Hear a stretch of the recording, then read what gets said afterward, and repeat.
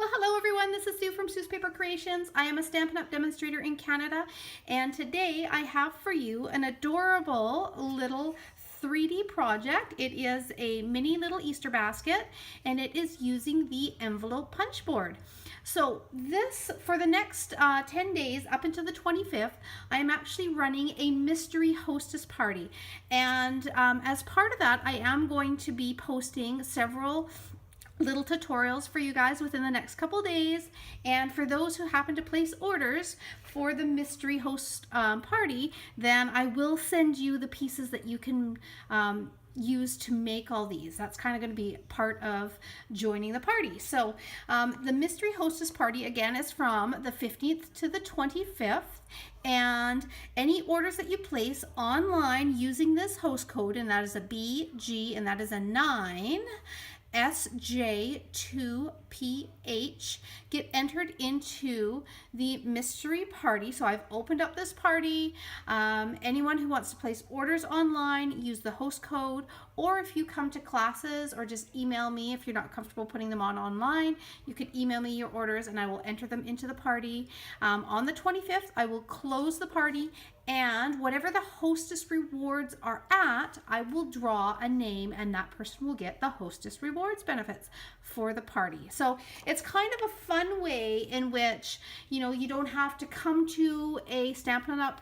Party or host a Stampin' Up! Party to be able to get the benefits. You get to be a surprise hostess and possibly win the rewards. So last time it got up to $280, which was amazing. Someone got to pick all that in free product.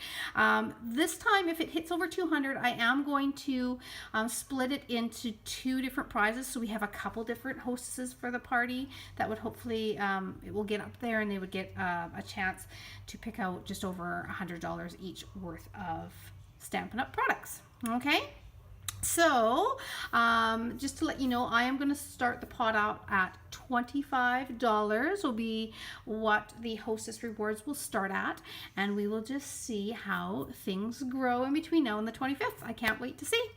All right, so let's get started with our project today. It is really quick and easy. Again, it is the envelope punch board. I know you guys know this for using or making all your different sizes of envelopes. For those who have never seen one of these, they are amazing. Right on the board, you have got 66 different sizes of envelopes that you can make for all your different size cards. It tells you the paper size as well as where to start off your punching and scoring. Okay, the directions are right on here, and it's really easy to use.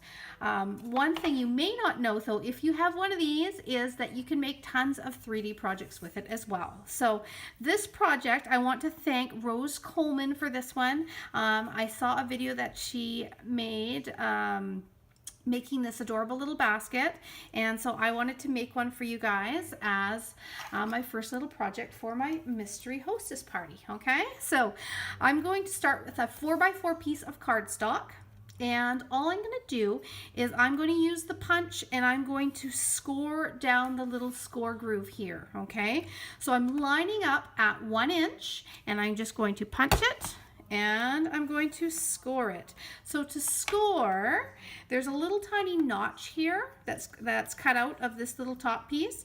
You just place your score tool into that groove and you just run it straight down. That's how easy it is.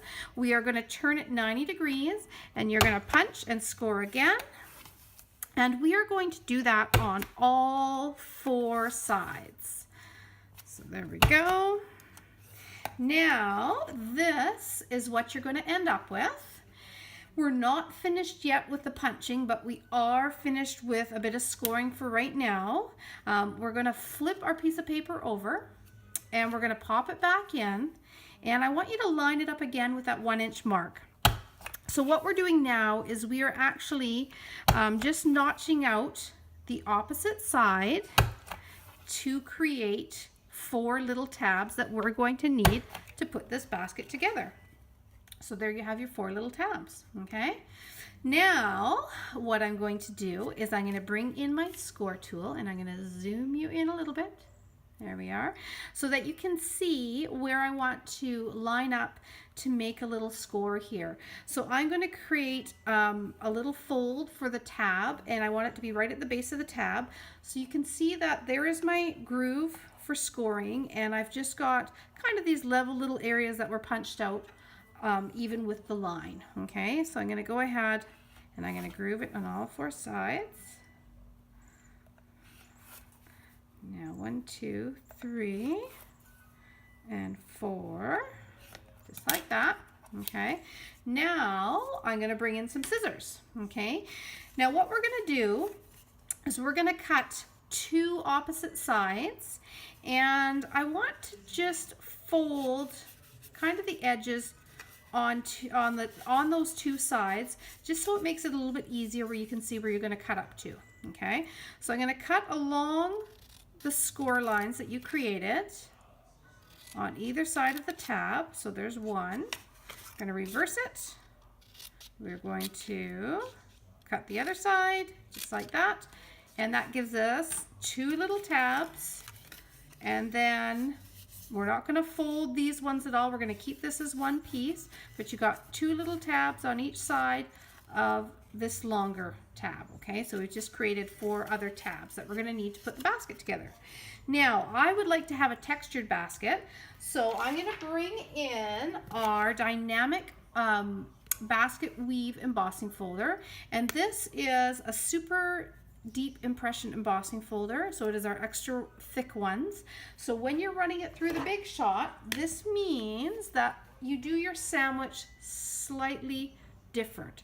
So all you need is your Big Shot platform, and then you just need 1 clear plate, and that's all you need to run it through. You don't need the 2 because this is an extra thick folder. Okay, so you're going to run that through the Big Shot, and what you're going to end up with is a beautiful textured piece that you cut out. Okay, and from here now you're going to actually create your basket. So I'm going to put all this stuff aside, and I'm going to bring in my glue dots and a piercing tool, and I'm going to show you how quick and easy this is to put together. Okay, so when you're holding it, you want your texture on the outside. Okay, you want to take 2 of these little side tabs, and you're going to bring them together until you have a level side. See that? So you're bringing them together till it's level. Okay, and to glue them together, we are going to use just some little glue dots. These guys are tiny, but they are mighty little adhesives. They do a great job of holding things together. So see how I put them together, gave it a little squeeze. We're going to do the same on the other side. Exact same thing. And again, I'm just going to place one right there and bring it together like that.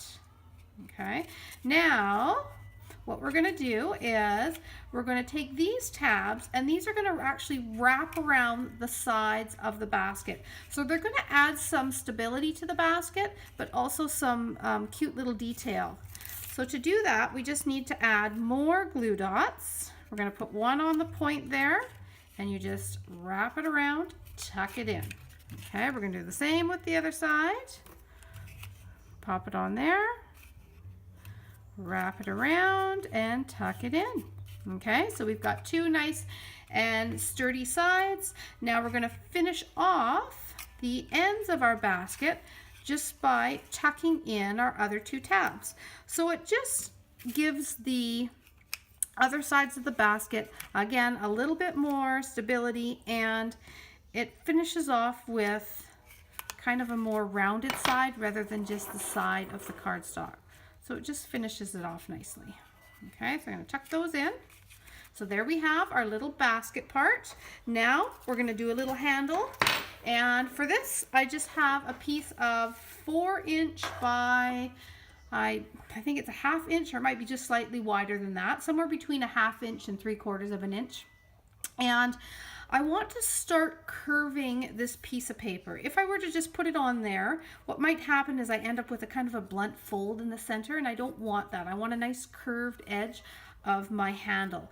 So I'm going to take my fingers here and I'm going to just kind of rub. It's almost like as if the same motion as if you're curling ribbon using scissors. You are starting to break down the fibers and curl your paper. So see how that starts to give it a nice curved edge? That's all that you have to do. And so then you just add a little glue dot to each end of this, and we are going to pop it on the basket. My piercing tool keeps rolling all over the place. All right, so there you have it. There's your basket finished. Now you can decorate it whichever way you want. You could decorate it with flowers, which I think would be very pretty for Easter as well. I wanted to do a cute little Easter bunny, so I just brought in, let's see, this little tiny stamp here from Moon Baby. It has a little bunny on it, and I just stamped it on a white piece of cardstock using just some archival black. So just bring that in and stamp it. Oh, that didn't stamp very solid here. There we go. Voila. Okay, now I'm going to do maybe a little bit of coloring. So I'm going to go in with some powder pink for our little bunny rabbit. So you can just color it up whichever way you want. And again, if you had other little Easter stamps, you could use them. Or if you have some beautiful flowers that you want to punch out and use thinlits or framelits or whatever it is you have to make it very spring-like, you can do that. I thought the bunny was cute. And I'm just going to punch that out with a 1 1/4 inch circle.